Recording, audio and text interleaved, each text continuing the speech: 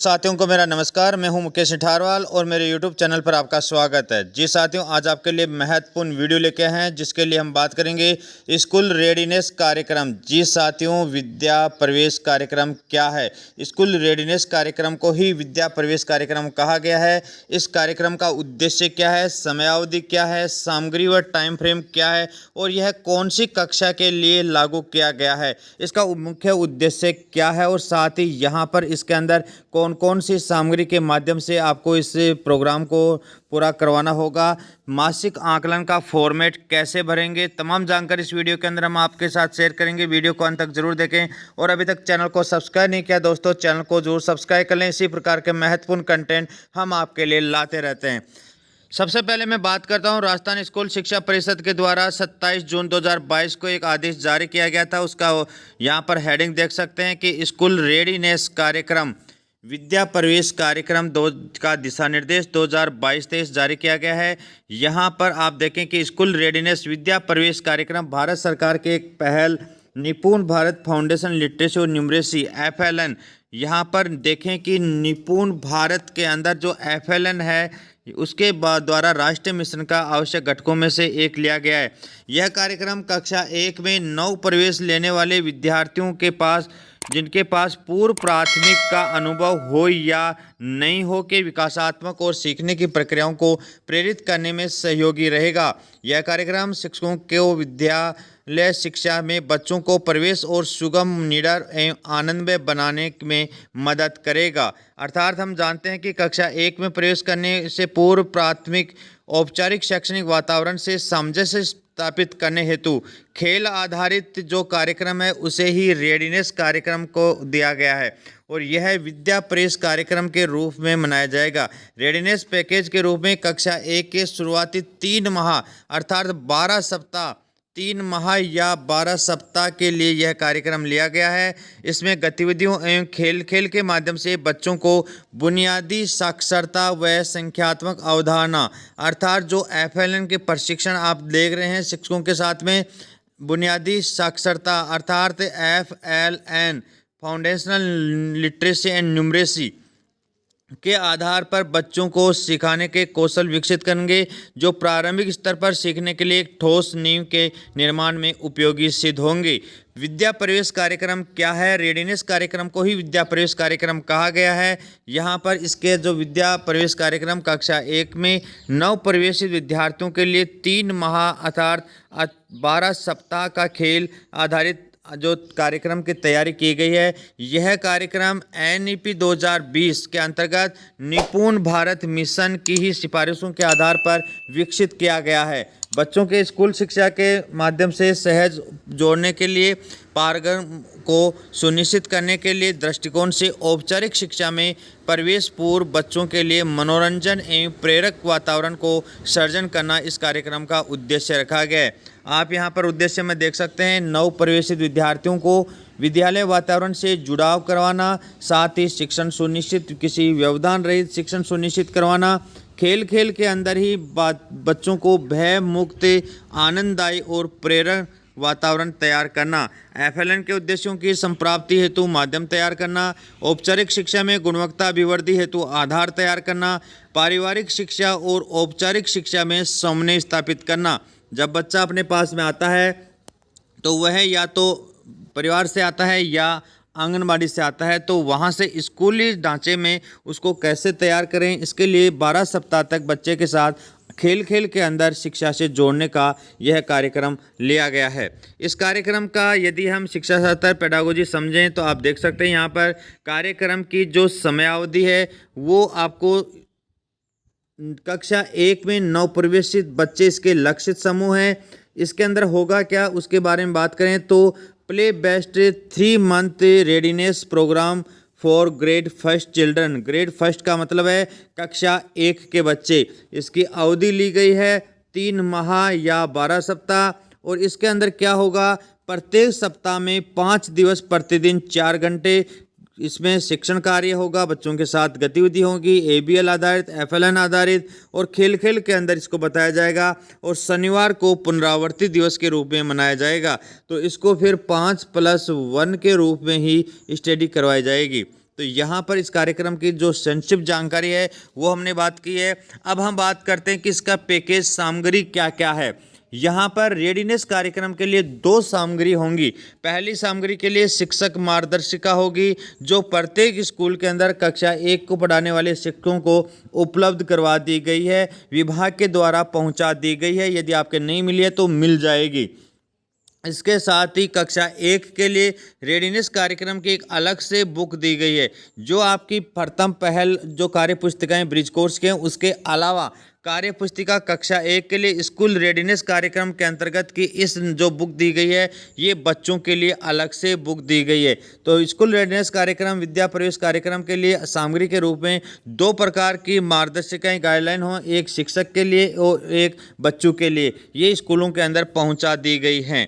कक्षा 1 में प्रवेश लेने वाले सभी बच्चों को एक एक किताब मिलेगी और कक्षा 1 में पढ़ाने वाले शिक्षकों को एक एक ये मार्गदर्शिका दी जाएगी। शिक्षक मार्गदर्शिका में क्या होगा, शिक्षक मार्गदर्शिका के 3 भाग लिए गए हैं, इसको आप अच्छे से देख लें। भाग 1 के अंदर आप देखें तो सामान्य निर्देश, पृष्ठभूमि, रेडीनेस कार्यक्रम क्यों, क्या, कैसे के बारे में बताया गया है। भाग 2 के अंदर बाल वाटिका के विकासात्मक लक्ष्य अनुसार अधिगम प्रतिफल 12 सप्ताह का गतिविधि का कैलेंडर दिया गया है। तीसरे भाग में अधिगम प्रतिफल के अनुसार गतिविधि सूची, बाल गीत, कहानियां ये दी गई हैं। शिक्षक मार्गदर्शिका में दी गई गतिविधियां 12 सप्ताह 3 महीने के कैलेंडर के अनुसार ही नियोजित दी गई हैं और ये कैलेंडर आपको यहाँ भी दिखाया गया है। आपको प्रति दिवस क्या क्या टाइम फ्रेम दिया गया है, किस प्रकार कार्य किया जाएगा, इसमें स्पष्ट रूप से बताया गया है कि प्रथम दिवस, द्वितीय दिवस, तृतीय, चतुर्थ और 5 दिन को यहाँ पर ये गतिविधि होंगी और उसके बाद में 6वें दिन यहाँ पर इस सप्ताह के कार्यों की पुनरावृत्ति करवाना और अनुपस्थित रहे बच्चों पर विशेष ध्यान देना।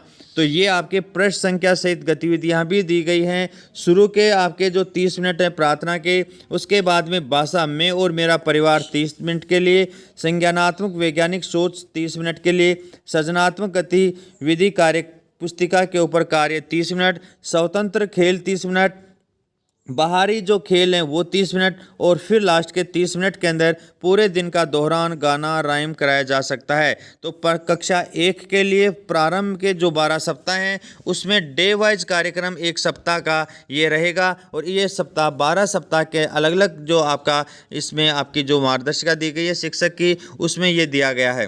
रेडीनेस कार्य पुस्तिका जो दी गई है वह कक्षा 1 में नवप्रवेशित प्रत्येक विद्यार्थी को रेडीनेस कार्य पुस्तिका उपलब्ध करवाई गई है। अभी हम पहले बात कर रहे थे वो शिक्षक की पुस्तिका के बारे में बात कर रहे थे, अब हम बात कर रहे हैं कि बच्चे को जो पुस्तक दी गई है वो क्या है और उसमें क्या दिया गया है। कार्य पुस्तिका में विकासात्मक लक्ष्यों के अनुरूप कार्यपत्रक दिए गए हैं, जिन पर शिक्षकों के निर्देशन में विद्यार्थियों द्वारा प्रारंभिक 12 सप्ताह तक कार्य करवाया जाना है। अर्थात उनके साथ में जो कार्यपत्रक दिए गए हैं उस पुस्तक में उन कार्यपत्रकों पर शिक्षक को कार्य करवाने होंगे। कार्य पुस्तिका के आरंभ में माहवार आकलन पत्र दिया गया है, जिनका कक्षा कक्ष में गतिविधियां आयोजित करते समय अवलोकन के आधार पर संधारण किया जाएगा। यह प्रत्येक बच्चे का एक अलग अवलोकन फॉर्मेट भरा जाएगा। रेडीनेस कार्य पुस्तिका में विकासात्मक लक्ष्य के अनुसार कार्यपत्रों को सम्मिलित किया गया है और आपने पता है कि निपुण भारत मिशन के FLN के जो विकासात्मक लक्ष्य हैं वो आपके सामने यहाँ पर 3 हैं। आपने FLN प्रशिक्षणों के अंदर भी इस प्रकार के आपके जो ये विकासात्मक लक्ष्य 3 रखे गए हैं। हेल्थ एंड वेलबींग अर्थात स्वस्थ और आनंददायी वातावरण के अंदर इसको स्काई ब्लू कलर से आपको यहाँ पर लिखना होगा। और इफेक्टिव कम्युनिकेटर अर्थात प्रभावी संप्रेषण की गतिविधियों के लिए पिंक कलर को लिया गया है। और इन्वॉल्व लर्नर अर्थात आपके जो पर्यावरण से जोड़ते हुए पढ़ने के लिए ग्रीन कलर से लिया गया है। तो इनको विकासात्मक लक्ष्यों के आधार पर कार्य पुस्तिकाएं आपको इसमें काम में लेने हैं। शिक्षक मार्गदर्शिका में समाहित 12 सप्ताह के कैलेंडर के अनुसार कार्य पुस्तकों के कार्य पत्रकों पर कार्य करवाया जाना है। रेडीनेस कार्य पुस्तिका में चित्रों पर चर्चा, कहानी चित्र, बिंदु मिलान, रंग भरना, बाल कविताएं, बाल कहानियां, विभिन्न चित्रों की पहचान, कोलाज निर्माण, खेल परिवेश की चर्चा आदि से संबंधित गतिविधियां सम्मिलित की गई हैं, जो बच्चे को बाल वाटिका से स्कूल परिक्षेत्र के अंदर जोड़ने में सहायक होंगी। स्कूल रेडीनेस के निम्नानुसार विभिन्न कार्यपत्रों पर कार्य करवाया जाएगा। यहाँ पर यदि हम अलग अलग स्टेक होल्डर्स हितधारकों की बात करें तो शिक्षक के रूप में आपके क्या दायित्व रखे गएंगे, ये आपके विद्या प्रवेश कार्यक्रम रेडीनेस कार्यक्रम के अंदर आपकी क्या भूमिका रहेगी, इसके बिंदुओं की बात। शिक्षक मुख्य रूप से विद्यार्थियों को कार्य पुस्तिकाएं उपलब्ध करवाएंगे। सभी नव प्रवेशितों को एक एक कार्य पुस्तिकाएं रेडीनेस की मिलेंगी। विद्यार्थियों को खेल के माध्यम से अनौपचारिक रूप से सिखाने का कार्य करना, विद्यार्थियों के साथ मार्गदर्शक सुगमकर्ता के रूप में व्यवहार करना। कक्षा 1 के बच्चों के साथ में शिक्षक की भूमिका में न रहकर यहाँ पर एक फैसिलिटेटर की भूमिका में रहेगा, मार्गदर्शक या सुगमकर्ता की भूमिका में आपको कार्य करना होगा। विद्यार्थियों के साथ प्रारंभिक दिनों में स्थानीय भाषा में लोकल लैंग्वेज में ही संवाद करना होगा, अर्थात मातृभाषा के आधार पर ही बच्चों के साथ में संवाद करें, वार्तालाप करें, जो भी आपकी स्थानीय मातृभाषा है उसी के आधार पर। विद्यार्थियों के व्यक्तिगत विभेद जो इंडिविजुअल डिफरेंस हैं को समझना और उनके प्रति संवेदनशील रहते हुए ही कार्य करना है, क्योंकि अलग अलग बच्चे की लर्निंग कैपेसिटी अलग होती है, उनका अलग अलग प्रकार का डिफरेंट इंडिविजुअल डिफरेंस होता है, तो उसको ध्यान में रखकर शिक्षक उनके साथ अपने कार्य करेंगे। बच्चों को खेल के माध्यम से ज्ञानार्जन के अवसर उपलब्ध करवाएंगे और विद्यार्थियों के करके सीखने और समझने के अवसर उपलब्ध करवाएंगे। खेल के माध्यम से विद्यार्थियों को रुचि के अनुसार खेल के अवसर उपलब्ध करवाना, उनकी तर्कपूर्ण सोच का विकास करना इसमें सहायक लिया गया है। 9 नंबर की यदि बात करें तो बाल केंद्रित शिक्षण शास्त्र के अनुसार शिक्षण कार्य आपको संपन्न करवाना होगा। चाइल्ड सेंटर्ड पेडागोजी के ऊपर कार्य करना होगा। विशेष आवश्यकता वाले विद्यार्थियों का समान अवसर उपलब्ध करवाना, CWSN बच्चों को भी बराबर समान उपलब्ध समय और अवसर उपलब्ध करवाना होगा। 11 नंबर की बात करें तो कक्ष में अत्यधिक TLM का उपयोग करें। टीचर्स जो आपके मटेरियल है उसके आधार पर आपको काम करना होगा, जो लर्निंग मटेरियल है। 12 नंबर की बात करें तो 12 सप्ताह के कैलेंडर में वर्णित गतिविधियों के अनुसार कक्षीय क्रियाओं का संचालन करना होगा। मुख्य जो बात यह है कि आपका अपने हिसाब से नहीं उनके साथ गतिविधि करवाना। ये जो आपके 12 सप्ताह के कैलेंडर दिए गए हैं, इस कैलेंडर के अनुसार ही आपको रेडीनेस कार्यक्रम को संचालित करना है, जिसके अंदर अलग अलग सप्ताह के अलग अलग गतिविधियां निश्चित हैं। उन्हीं गतिविधियों को आपको करवाना है, उसके साथ में एक्स्ट्रा भी करवा सकते हैं। बच्चों के सर्वांगीण विकास के लिए नियमित या दैनिक गतिविधियों का संचालन करना, जैसे ग्रीट मीट या सर्कल टाइम, फ्री प्ले, अंकगणित, पर्यावरण जागरूकता, वैज्ञानिक सोच, रचनात्मक और सौंदर्य विकास के लिए कला गतिविधियां या ठीक मोटर विकास, भाषा और साक्षरता कौशल, आउटडोर खेल और अंत में अलविदा समय। ये जो अभी हमने फर्स्ट समय के कैलेंडर के अंदर प्रथम सप्ताह की बात की थी, उसी आधार पर टाइम टेबल के अनुसार ही आपको कार्य करवाना होगा, प्रतिदिन 4 घंटे। शनिवार के दिन पूर्व में 5 दिवस में कराई गई गतिविधियों की ही पुनरावृत्ति करनी है और फ्री प्ले के लिए गतिविधि या रुचि के क्षेत्र बनाए गए हैं। इन क्षेत्रों को विभिन्न प्रकार की खेल सामग्री से युक्त करें और बच्चों के लिए आसानी से उपलब्ध करवा सकें। यदि हम यहाँ पर स्टेक होल्डर संस्था प्रदान की बात करें तो रेडीनेस प्रोग्राम के दिशा निर्देशानुसार गतिविधियों का आयोजित करवाना, कक्षा को नियमित मॉनिटरिंग करना, रेडीनेस सामग्री के उपयोग हेतु शिक्षकों को सम्मेलन प्रदान करना, प्रतिमाह शिक्षकों एवं अभिभावकों के साथ समीक्षा बैठक आयोजित करना और विद्यार्थियों की शैक्षिक प्रगति को समुदाय के साथ साझा करना। ये महत्वपूर्ण बात है कि संस्था प्रधान को प्रति माह एक समीक्षा बैठक आयोजित करके उनकी जो प्रोग्रेस है वो पेरेंट्स तक साझा करेंगे। रेडीनेस पैकेज के अंतर्गत शिक्षण में आ रही कठिनाइयों को पहचानना और उनको दूर करना, विद्यालय की गतिविधियों में समुदाय की सहभागिता बढ़ाने हेतु प्रयास किया जाएगा।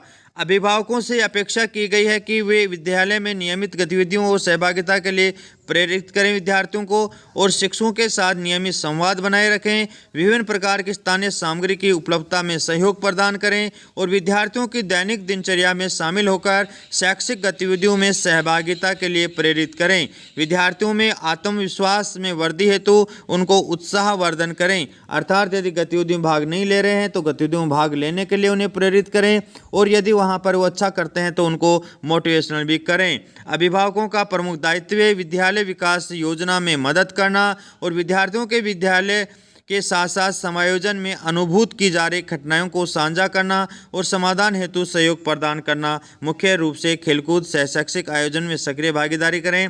PTM में शिक्षकों से अपने बच्चों की प्रगति पर चर्चा करें। अवलोकनकर्ता के रूप में भी यहाँ पर दिशा निर्देश दिया गया है कि ये जो आपके आने वाले बाहर से अवलोकनकर्ता है वो भी अवलोकनकर्ता की भूमिका में सम्मेलनकर्ता के रूप में कार्य करें। विद्यालय स्टाफ को विद्यार्थियों के साथ सहजता से गतिविधियों में नियोजित हेतु प्रेरित करें और शिक्षण प्रक्रिया में रेडीनेस पैकेज की उपयोगिता की स्थिति की समीक्षा करें कि जो सामग्री शिक्षक और विद्यार्थियों के लिए आई है उसका उपयोग वास्तविकता से हो रहा है या नहीं हो रहा है। रेडीनेस सामग्री के साथ साथ आकलन फॉर्मेट जो दिया गया है उसमें शैक्षिक प्रगति की समीक्षा करें। शैक्षिक प्रगति को अन्य अपने साथियों के साथ अवलोकन के दौरान साझा करें। अवलोकन के दौरान संज्ञान में आए हुए बिंदुओं पर संस्था प्रधान और शिक्षकों के साथ चर्चा जरूर करें। विद्यार्थियों के आकलन की यदि हम बात करें तो रेडीनेस कार्य पुस्तिका में माहवार आकलन प्रथम, द्वितीय और तृतीय 3 माह के अलग अलग 3 फॉर्मेट भरे जाएंगे। इन फॉर्मेट के आधार पर विद्यार्थियों के जो अधिगम के सूचक ए, बी और सी ग्रेड से नियमित रूप से दर्ज किया जाना है। विद्यार्थियों के स्वयं की स्वास्थ्य से संबंधित अभिव्यक्ति एवं विशिष्टताओं को भी दर्ज करना है। आकलन के लिए यदि हम बात करें तो यहाँ पर अवलोकन पोर्टफोलियो चेकलिस्ट जो माहवार आकलन फॉर्मेट दिया गया है का उपयोग किया जा सकता है। अंत में समेकित टिप्पणी भी दर्ज करनी होगी। प्रत्येक माहवार आकलन का जो फॉर्मेट है शिक्षक, संस्था प्रधान और अभिभावक के हस्ताक्षर भी किए जाएंगे। यहाँ पर यदि हम मासिक आकलन के लिए निर्धारित जो चरण शामिल किए गए हैं उनकी बात करें तो सबसे पहले ऑब्जर्वेशन करें, अर्थात कक्ष में होने वाली गतिविधियों का अवलोकन करें जो यहाँ पे दी गई है। उसके बाद में चाइल्ड का पोर्टफोलियो फाइल है उसको देखें कि उस माह के अंदर पोर्टफोलियो फाइल में क्या क्या गतिविधियाँ, कौन से कार्य पत्रकों में कितना कार्य किया गया है। उसके बाद में आप देखें कि recording in the monthly assessment seat, उसके बाद में आपको मंथली असेसमेंट जो सीट है अवलोकन फॉर्मेट है उसको दर्ज करना होगा। दर्ज करने के लिए आप देखें कि जैसे प्रथम माह का आकलन फॉर्मेट आपके सामने यहाँ पर दिखाया जा रहा है। बच्चों के विद्यालय जाने की तैयारी पर एक नज़र। सबसे पहले यहाँ पर विद्यार्थी का नाम, ऊंचाई, वजन, स्वयं की स्वास्थ्य के संबंध में अभिव्यक्ति, स्वास्थ्य या सुधार की आवश्यकता है, कपड़े, नाखून, दांत, आँख, कान, नाक, बाल आदि के बारे में यहाँ पे टिप्पणी दी जाएगी। और उसके बाद में आप यहाँ पर देखें कि समायोजन व नियमों का पालन। यहाँ पर 3 ग्रेड दी गई हैं। पहली ग्रेड में यदि बहुत कम करते हैं तो सी है, कभी कभी करते हैं तो बी है, और हमेशा इस प्रकार की आदतों और नियमों का पालन करते हैं तो यहाँ पर ए भरा जाएगा। यहाँ पे राइट और क्रॉस का निशान नहीं लगाना है। यहाँ पर ग्रेड भरी जाएगी ए, बी या सी, जो भी कैटेगरी आ रही है तो यहाँ पर ग्रेड भरना होगा। तो इस प्रकार आपकी आउटडोर गतिविधियों में भागीदारी की बात करें तो मदद की आवश्यकता है तो ए, कठिनाइयों से कर रहे हैं तो बी, सरलता से कर सकते हैं यहाँ पर आप इसमें देख सकते हैं, यहाँ पर सी, बी और ए लिखना है।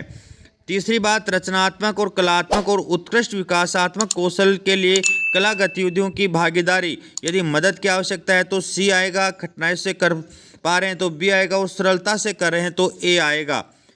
चौथा यहाँ पर आता है संख्यात्मक कौशल व पर्यावरण की जागरूकता। कठिनाई से करना, मदद से, आवश्यकता से, सरलता से, तो इस प्रकार सी, बी और ए की इन बिंदुओं के आधार पर, इन टूल्स के आधार पर आपको यहाँ पर लिखना होगा।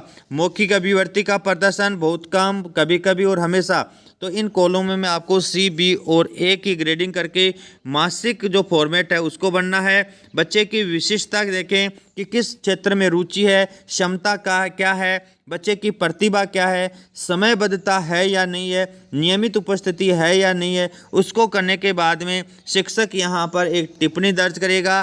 टिप्पणी दर्ज करने के बाद में हस्ताक्षर में दिनांक सहित शिक्षक करेंगे, संस्था प्रधान दिनांक सहित साइन करेंगे और हस्ताक्षर माता पिता का यहाँ पर किया जाएगा। तो ये अवलोकन फॉर्मेट है वो आपको यहाँ पर सही से भरा जाएगा। ये आपको 3 बार बनने हैं। प्रथम माह का अलग है, द्वितीय माह का अलग है और तीसरे माह का अलग है। इसको यहाँ पे नीचे नोट भी दिया गया है, आप देख सकते हैं। स्कूल रेडीनेस कार्यक्रम के अंतर्गत विद्यार्थियों के साथ कार्यपत्रक एवं गतिविधियां करवाने के दौरान नियमित रूप से आकलन किया जाना है। माह की समाप्ति पर आकलन प्रपत्र को कार्य पुस्तिका से पृथक करके विद्यार्थी के पोर्टफोलियो फाइल में संधारण किया जाएगा। रेडीनेस प्रोग्राम के जो माहवार ये आपके 3 जो अवलोकन फॉर्मेट हैं, इनको आपको भरने के बाद में महीने के अंत में आपको भरना है और भरने के बाद में आपको इनको पोर्टफोलियो फाइल में लगाना होगा। ये आप यहाँ पर देख सकते हैं। विशेष जो नोट दिया गया है, कक्षा 1 में नव प्रवेशी विद्यार्थियों के साथ प्रारंभिक 3 माह 12 सप्ताह तक विद्या प्रवेश या स्कूल रेडीनेस पर किया जाने वाला कार्य है और विद्यार्थियों के लिए एक वातावरण को तैयार करना, सहजता और औपचारिक के शिक्षण प्रारंभ किए जाना इसका मुख्य उद्देश्य लिया गया है। स्कूल रेडीनेस आंकलन को बेसलाइन असेसमेंट के रूप में उपयोग करें और उसके उपरांत ही विद्यार्थियों को समूह आधारित शिक्षण योजना बनाएं। अर्थात ये जो प्रारंभ में 3 माह है उसके अंदर इसको आधार रेखा मूल्यांकन के आधार पर भी इसको देखा गया है। बेसलाइन असेसमेंट के आधार पर कक्षा 1 के पाठ्यक्रम के अनुसार योजना बनाते हुए शिक्षण कार्य करेंगे और रचनात्मक और योगात्मक आंकलन किया जाएगा, जिसे कक्षा प्रथम की चेकलिस्ट में नियमित रूप से दर्ज किया जाएगा। तो कहने का मतलब यह है कि पहले यहाँ पर रेडीनेस कार्यक्रम पर 3 माह तक कार्य होगा। 3 महीनों के आंकलन पत्र भरेंगे, विद्यार्थियों को दिए गए जो कार्य पुस्तिका है उसके अंदर कार्यपत्रक तैयार करवाए जाएंगे, उनको पोर्टफोलियो में लगाया जाएगा और अंत में उसका बेसलाइन असेसमेंट होगा। उसके बाद में ही कक्षा 1 का आगामी जो रचनात्मक और योगात्मक आंकलन है वो किया जाएगा। इस आदेश को मैं यहाँ पर आपको PDF के रूप में लिंक उपलब्ध करवा दूंगा डिस्क्रिप्शन बॉक्स में, तो आप वहाँ से क्लिक करके इस आदेश को भी डाउनलोड कर सकते हैं। यदि किसी प्रकार की कोई समस्या है तो हमारे वीडियो के कमेंट्स बॉक्स में कमेंट रखें, हम आपकी समस्याओं का समाधान करेंगे। और यहाँ पर यह आदेश राज्य परियोजना निदेशक एवं आयुक्त ने 24 जून 2022 को जारी किया गया था। वीडियो को अंत तक देखने के लिए बहुत बहुत धन्यवाद। और अभी तक हमारे चैनल को सब्सक्राइब नहीं किया दोस्तों, चैनल को जरूर सब्सक्राइब कर लें। वीडियो को अंत तक देखने के लिए थैंक्स। यदि वीडियो अच्छा लगा है तो वीडियो को लाइक व कमेंट जरूर करें और ऐसे ही महत्वपूर्ण वीडियो देखने के लिए चैनल को सब्सक्राइब कर लें। यह जानकारी अधिक लोगों तक शेयर जरूर करें।